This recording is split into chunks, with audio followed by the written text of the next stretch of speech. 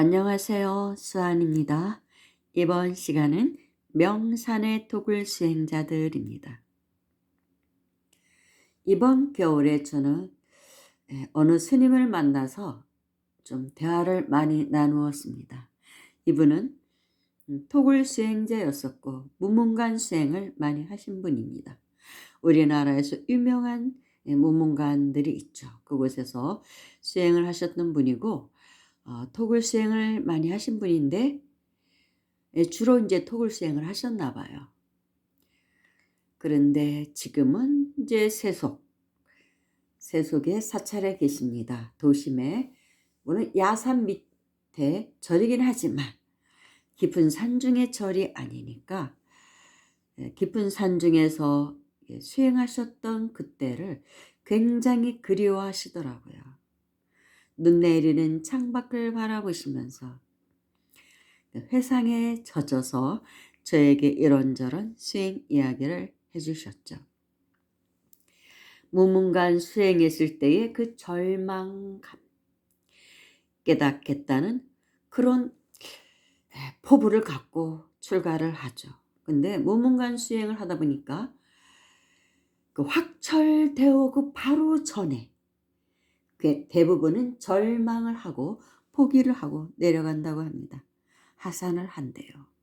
그러면 지도 스님, 큰 스님께서 너는 이 생에서는 여기까지밖에 안 된다. 네 근기로는 더 앞으로 나가지 못한다.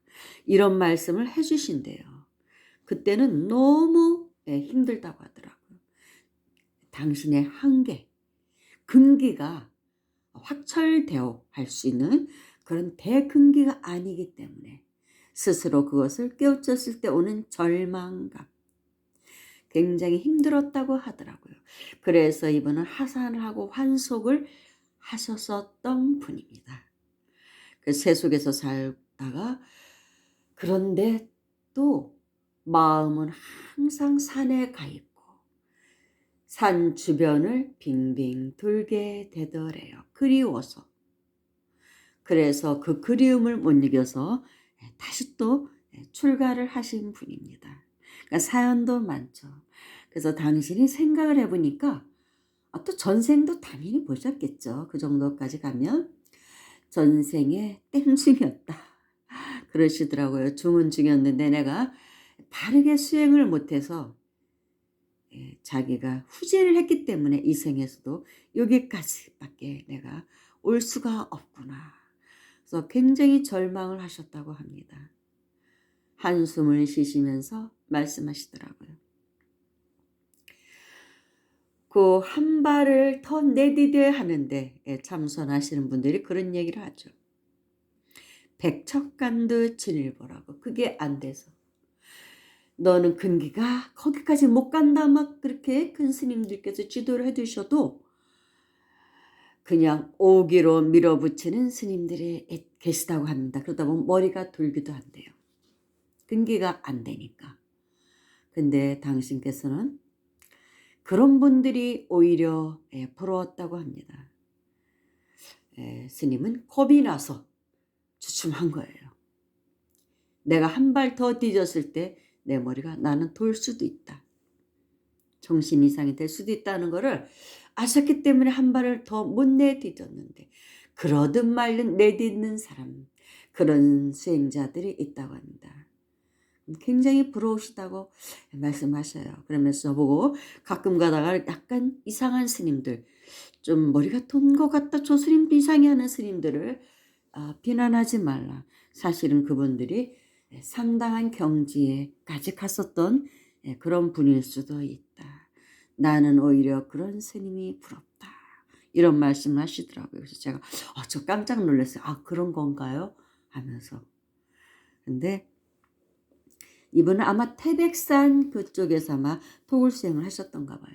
뭘 여기 말고 뭐 계룡산 뭐 어디서도 하셨다 이렇게 말씀하시더라고요. 근데 주로 이 태백산 쪽에 가면 토굴 수행하는 수행자들이 굉장히 많대요. 그쪽이 유난히 강원도 그쪽 뭐 또 지리산에도 많다고 하는데 이분은 강원도 태백산 쪽에 굉장히 많다고 합니다. 그래서 당신이 아시는 수행자들이 그쪽에 많은데 그분들은 세속에 나와서 절대로 이렇게 세속의 스님 노릇을 못한다고 합니다.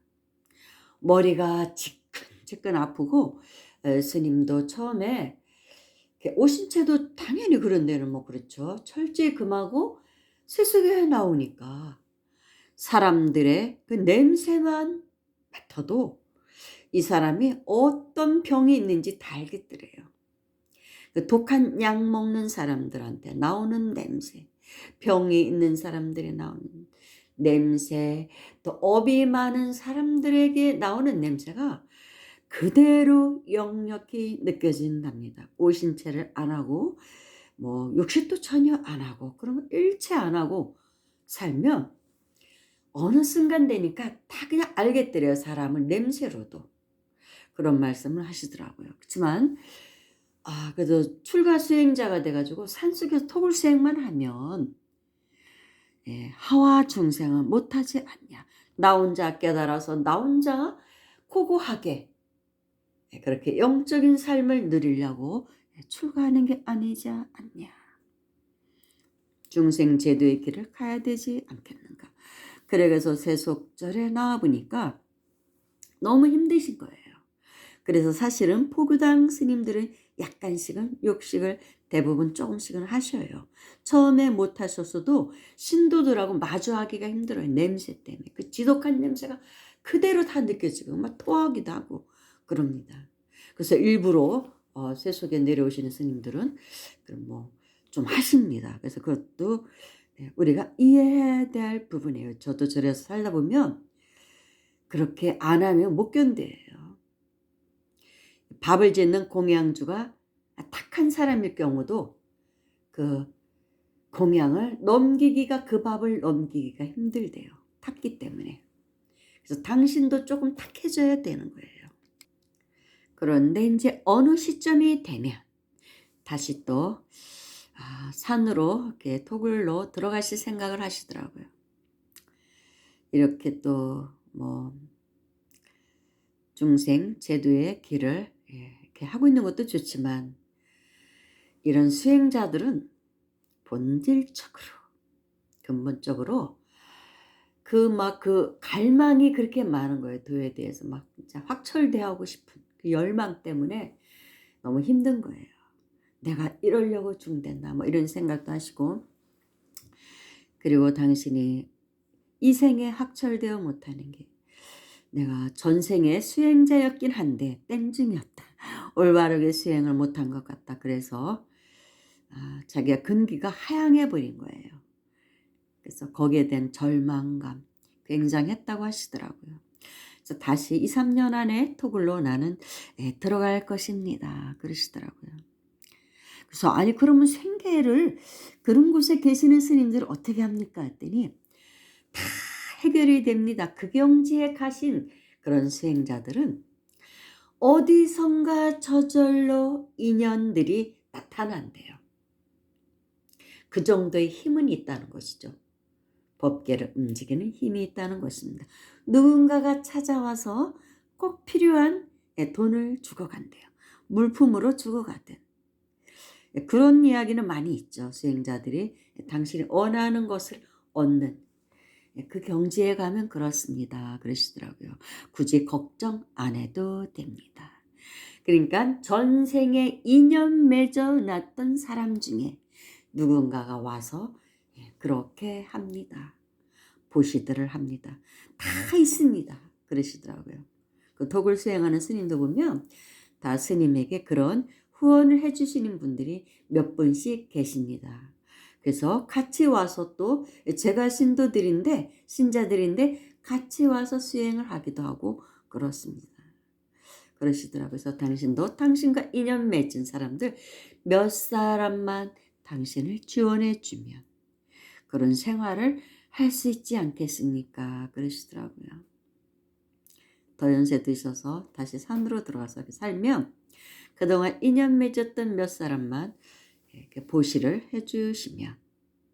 해드리면 정말 공부만 하고 살 수 있을 것 같다. 굉장히 좀 자비심이 많아요. 상대편에 대한 배려. 이런 게 굉장히 많으신 분입니다. 좀 보기 드물게 상대편을 배려할 줄 아는, 또 세속에도 살아보셨고 나름대로 애환을 겪었던 분이라 중생의 그런 애환을 이해를 하시는 것이죠. 동진출가에서 계속 이렇게 수행만 했던 분은 사실 우리 같은 제가 신도들하고 대화할 때 조금 막히는 게 많아요. 좀 그래요. 외통수라. 근데 이렇게 좀 또 환속했다가 다시 출가를 하신 분이니 얼마나 사연이 많겠습니까? 그러니까 우리들의 마음도 잘 이해해 주시고, 그렇지만 자신의 어떤 그 정도는 지키고 계시는 그런 스님하고 대화를 나누면서 저도 그 태백산 톡을 이야기를 하시는데 아마 저도 전생에 톡을 수행을 했었겠죠. 당연히. 왠지 저도 아련한 그리움 같은 게 막 느껴지는 거예요. 그런 톡을 수행에 대한. 눈 내리는 산사에서는 더 그런 마음이 들더라고요. 나도 그렇게 살아보았으면 옛날에 전생에 살아봤겠지만 이 생에도 그렇게 살아봤으면 하는 마음까지 들었습니다. 그냥 모든 판연을 끊고 깊은 산중에 들어가서 공부만 하는 거. 그냥 뭐 굶지만 않으면 쌀하고 김치하고 좀 된장하고 좀만 있으면 그냥 그렇게 살아보는 것도 참 좋겠다 싶더라고요. 요즘 세상이 완전히 아수라잖아요. 아수라.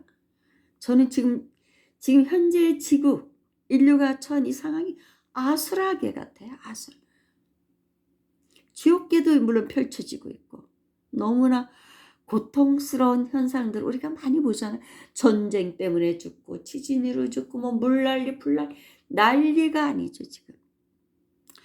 이 환란의 시대에 처해 보니까 이럴 때는 제 마음도 괴로움이 많습니다. 그래서 이게 뭔가 이 아수라계에서 내가 더 살다 가는 게 무슨 의미가 있을까 이런 생각까지도 해요. 그렇지만 이런 환경에 처했다는 자체가 여기서 해야 할 공부가 있으니까 제 앞에 오는 환경이겠죠.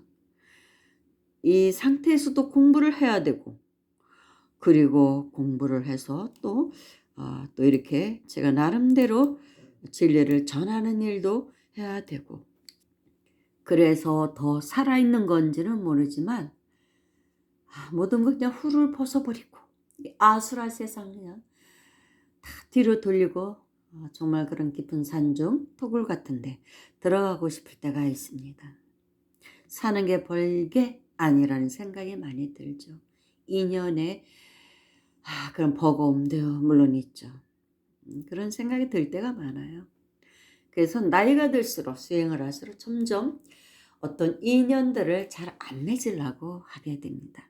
정말 좀 대화가 통하는 사람이 아니면 그냥 다 시간 낭비라는 생각이 들어요. 1시간, 2시간 막 수다 떨고 나면 허하죠. 그래도 이런 수행자랑 대화를 나눌 때는 그런 허한 마음이 없어요. 충만해져요. 뭔가 찬 빈 마음이 채워지는 느낌이 들어요. 그래서 참 좋은데 그렇습니다. 세속인들하고는. 물론 저도 세속에 살 수밖에 없어서 세속에 살고 있지만 가끔 이렇게 수행자들을 만나서 대화하는 시간, 그런 시간을 굉장히 좋아합니다. 그래서 다 제가 전생에 지어놓은 인연이었겠죠. 스님도 어느 정도 아시나 봐요. 저를 보고 보살님은 굳이 제가 인도해야 할 필요가 없는 것 같습니다. 그러셔요. 그래요? 그랬더니 보살님은 스스로 알아서 공부길을 가고 있는 분 같습니다. 굳이 제가 뭐 이런저런 법문을 한다거나 뭐 이끌어 준다거나 그럴 필요는 없을 것 같습니다. 그러셔요. 그래서 내가 그 정도까지 갔나 이런 생각도 들더라고요. 그래서 그런지 물론 제가 방송에서도 다 말할 수 없는 내용들이 있죠. 그 스님에 대한 저에게만은 털어놓는다면서